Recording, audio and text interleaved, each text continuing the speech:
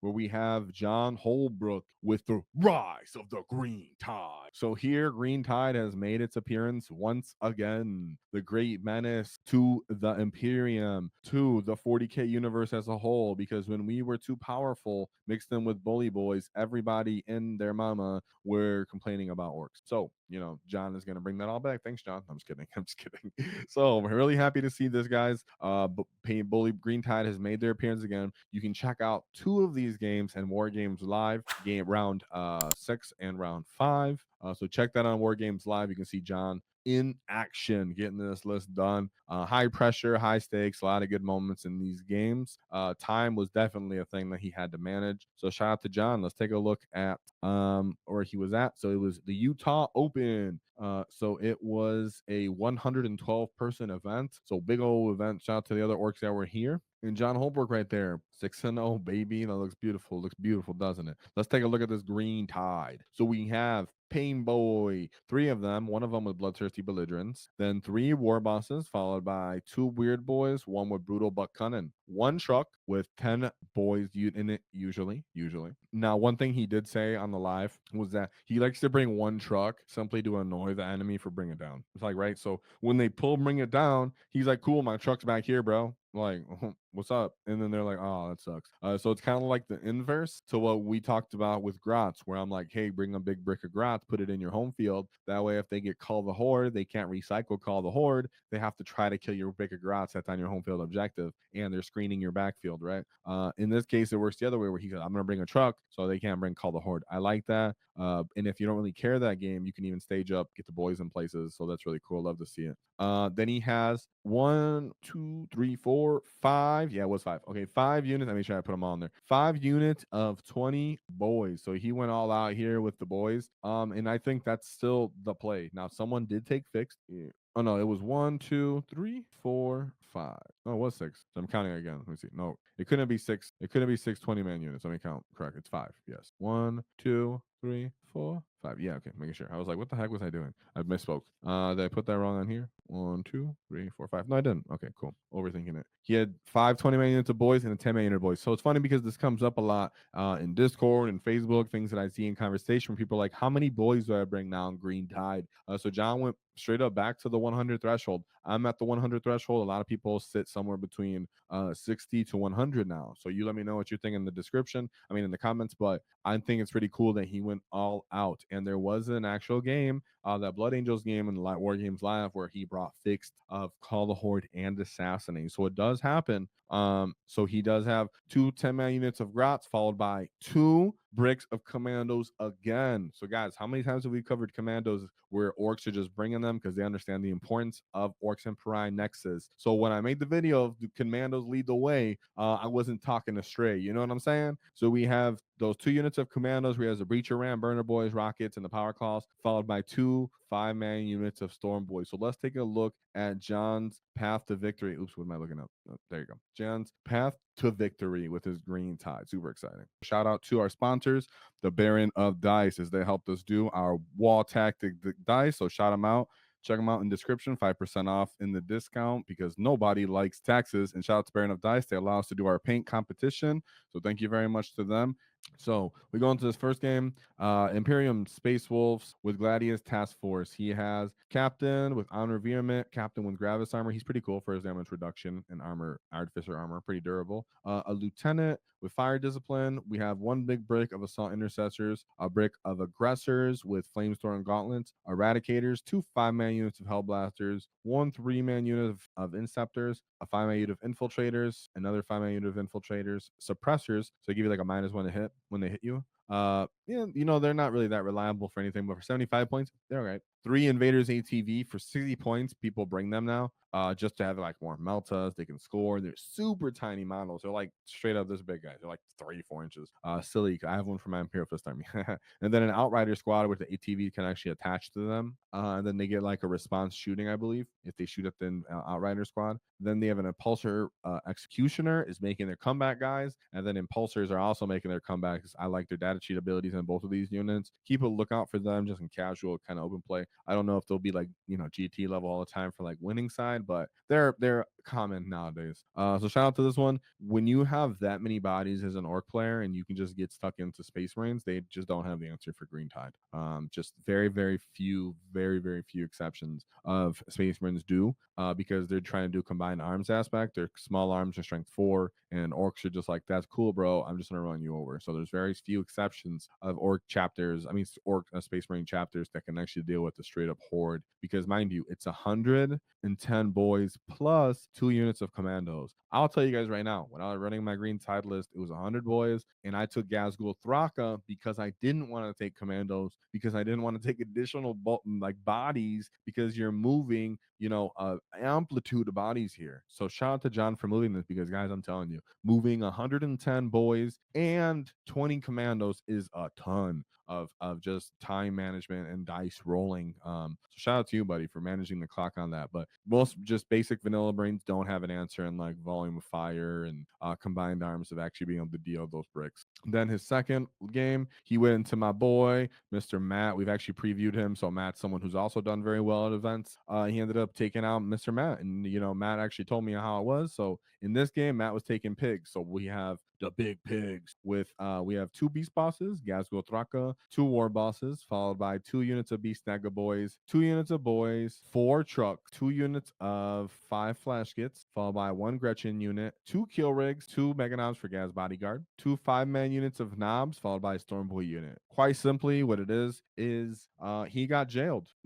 Our boy went first, against John went first against our boy Matthew, and John was like, all right, I'm gonna take these 20 commandos, I'm gonna jail you and just keep you in your parking lot, and then by the time you shoot through these guys, I've swarmed the board and that's not gonna kill me fast enough. And that's straight up what happened. How do I know? Matthew told me himself. It's one of those things that we talk about a lot on here, that it's hard to have all the tools for everything, and it's just sometimes it happens where you don't ever deal with getting jailed like that, and then when it does happen, you're like, gosh, I wish I had infiltrators, but gosh, they cost so much, 120 points. But we're seeing it repetitively here, guys, as these orc players that have finally broke through the threshold of actually going undefeated, they're bringing a lot of commandos. I'm not saying they're mandatory, I'm just saying very helpful, it seems, regardless of the detachment, because we're showing 3 detachments today.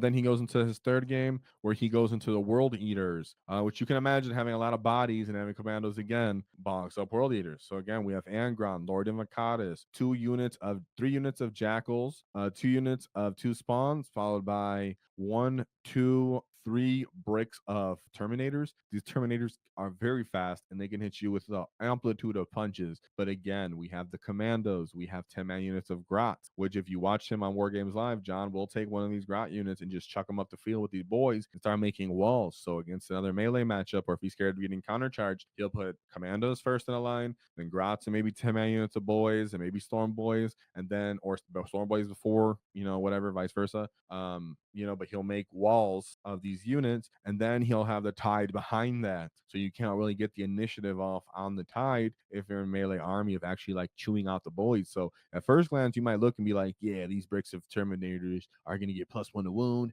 and they're going to get sustained, and they're going to punch really hard. And it's like, it's true, but they're going to have to first punch their way through the commandos and the boys and the grots and the storm boys, and then they're going to hit the boys if the boys haven't called one, hit them first, and the boys are re-rolling wounds, and they're and they're just trying to you punch through them. So and they have the earthy syringe. The dirty syringe is nasty. It's been doing mortal wounds with so many different armies and matchups you've seen on War Games Live. We're taking mortal wounds on these units, and you're just doing mortal wounds and killing them even faster. So shout out for that. Hard for them to deal with at World Eaters because they're not shooting any of our screens. But I like that Terminator list. It's kind of cool. Then we have his fourth game where he goes into Chaos Demons. Did you notice the pattern here? No combined arms and volume means you're just getting stuck in these waves, right? So he has Keeper of Secrets, another Keeper of Secrets, Shalexi Hellbane, Silax, and the Changeling, Big Brick of Nurglings, Beasts of Nurgle, a Hellflare, a Soul Grinder, which is pretty cool. 1, 2, 3 Soul Grinders, which are pretty cool. I think the Nurgling ones are better than the Slanesh. But they don't kill hordes of boys quickly. They have like some indirect, they have decent melee. They don't kill hordes of boys quickly. They do have Nurglings here, so they can at least infiltrate. But then you still have, like I said, what John does, even if you have your own infiltrator stuff on the field, like Nurglings, is one, the DM player might want to keep Nurglings alive. They give them -1 to hit in hopes of surviving orcs hitting them. But if they don't and they put them somewhere up the table and try to hide them up and just keep them safe and not really worry about actually giving an aura out, but just kind of holding position for early games, there's a chance that the other side of the table means the commandos move up. Maybe they even charge the Nurglings to create more space, and then they have the Storm Boys and then the Boys and the Grosh create the lines, and then the big bricks of boys come in. So you can see that kind of a pattern where he kind of pulls that off because again, he goes into after he wins this game going into Demons, where he gets an 87-point win there. Right, so he goes 100, 94, 92, 87, progressively getting harder these games. It's kind of funny how you can see it in the score. Because he can see that he's going into these melee armies. What he does, because in his 5th game he goes into the Blood Angels. So this is on War Games Live. You can actually see this game. And in this game, John, and I actually suggest people definitely go, give it a good watch if you really want every detail and see how everything goes through. Maybe you play it on 2 times or whatever it is, but you can see a Green Tide in action, how it should work, because Green Tide is very meticulous in movement. And with that being said, I'll just say it right now for anybody who's confused when you go see it. It was initially scored that the Blood Angels player won, but then we later found out that the Blood Angels player was using a stratagem incorrectly, and the Blood Angels player honorably gave himself the 20 points reduction yellow card. He called himself out and he turned himself in, type of thing, which meant that John ended up winning that because the 20-point difference made it so John won. But the stratagem was a huge deal because the stratagem was giving him 2 additional attacks every time he charged, I believe, when it's only supposed to be when he's charged that you can use that strat. So that kills a lot of more boys. So it does matter. It would have changed points and blah blah blah. So shout out to the Blood Angels player, Mr. Scott Rumpel. Very, very noble of you and very, very honorable of you for that. But with that being said, it was a bold game and you should watch it because it was close either way. Because in this game, as Green Tide typically does, Orcs does, they get out early on points and then he slowly gets chewed up. So we have Captain, and this is the new Liberator Assault Group. So we have Captain, Chaplain Terminator Arbor, Chief Mephiston, Commander Dante, Solid Intercessor Squad, Impulsor, 3 units of Assault Jump Packs Intercessors, 1 unit of Infiltrators, a brick of Sanguinary Guards, Scout, 2 Terminator Squads, and then 2 Vindicators. I will tell you right now, guys, and I've said it on older videos too, Vindicators are a sleeper good unit into Green Tide because you have a hard time actually killing them. Like a very hard time because they have a 2 up armor save, their toughness, good amount of wounds, but they shoot blast in combat. So they actually chew through your boys way quicker than you want once they stick them in the table. So they might just stick them in the middle, try to put their OC on the objective, and then they start soaking up your boy bodies. When your boys start piling in, you can't kill stuff you necessarily want to kill. So it can actually be kind of problematic there. And in this game, it was, not to mention heroic interventions and their just ability to kill so fast. But John pulled that one out. It was really, really good. Very close game. And just all in all, John knowing how to just maneuver his charges and take the most space possible wins him the games and the matches because he really, really denies the enemy early scoring and then comes out on top in the late game scoring. When they try to make their comeback, they're like, almost, but not enough. We shall call you almost. But like I said, again, shout out to Scott Rumpel because that was very, very noble of him to do.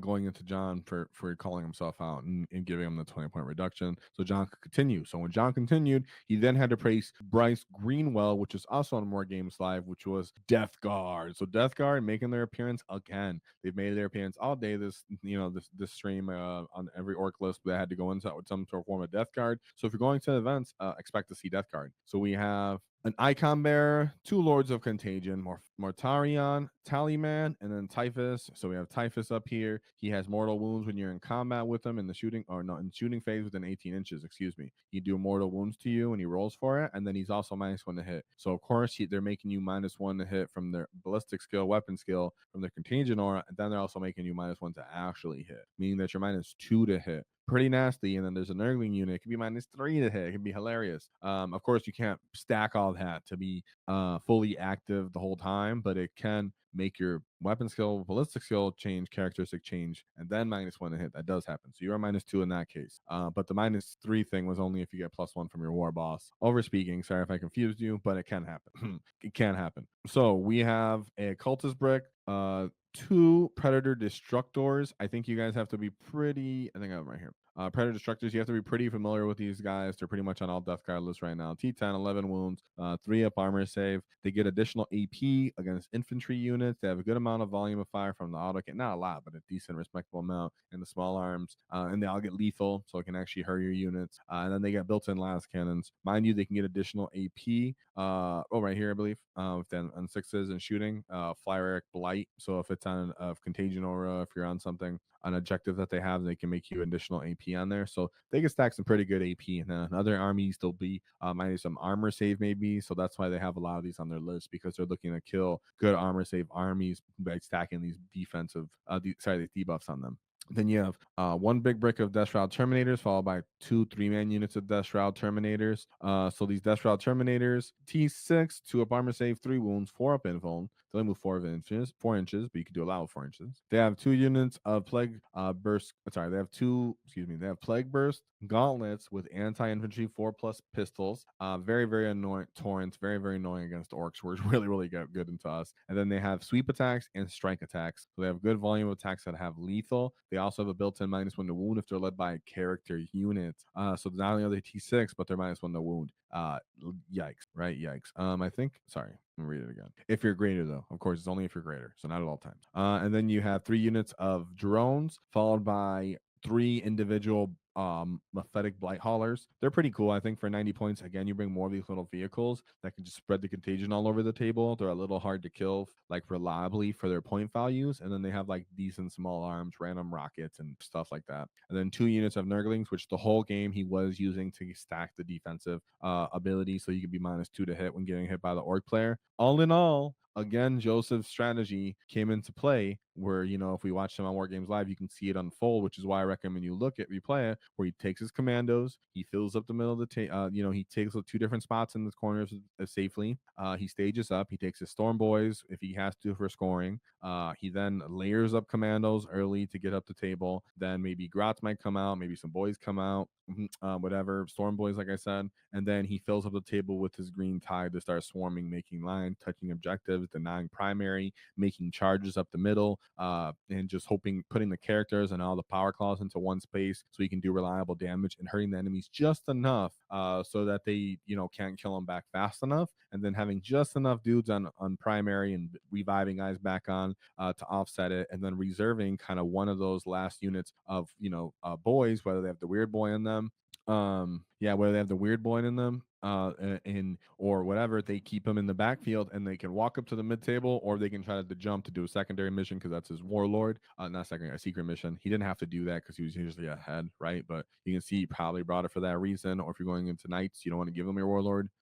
So he, has that kind of built into his list where he can keep one of those units of boys in reserve, that 5th bag brick, and it comes in and denies primary again, or steals primary at the bottom of the turn again, and offsets, the score enough so you can end up winning there. He did fail that charge with the 6-inch charge. He even was like, oh no, I shouldn't have burned, so I had CP so I can reroll that. That was true, and that's hard when you're on stream and you're playing this many games to do all this stuff. So shout out to John Holbrook, because he ended up winning that one. I believe it was by 3 points to Death Guard. The Death Guard player was really cool, very nice and chill about the, they were using the clock and everything, but he wasn't super stressful. He was just having a hard time scoring like the Death Guard player was. He was having a hard time scoring. And then he at the end tried to catch up, but I believe he had like a 72-point win, or 72-point loss. See right there. And then John Holbrook came out with a 75-point win. Straight up board control, throwing up points, dying at his own rate of attrition that he could control best he could, and then having just enough resources left to try to score and keep playing the game was really the name of the game for John Holbrook. Setting the pace and the tone with board control was huge for him. And so shout out to John Holbrook and his green tide. Let's go over it one more time. He has 3 Painboys, 1 with Bloodthirsty Belligerents, 3 Warbosses, 2 Weird Boys, 1 with Brutal but Cunning, a truck, 5 20-man units of boys, followed by 1 10-man unit of boys, 2 Gretchen units, 2 Commando units, and then 2 5-man units of Storm Boys. So shout out to John Holbrook and the rise of the green tide. Whoa, that's where it's at. You get very exciting. If you enjoyed the clip, check out the full video here. If you'd like to see more tactics, click here. Let's get stuck in, lads!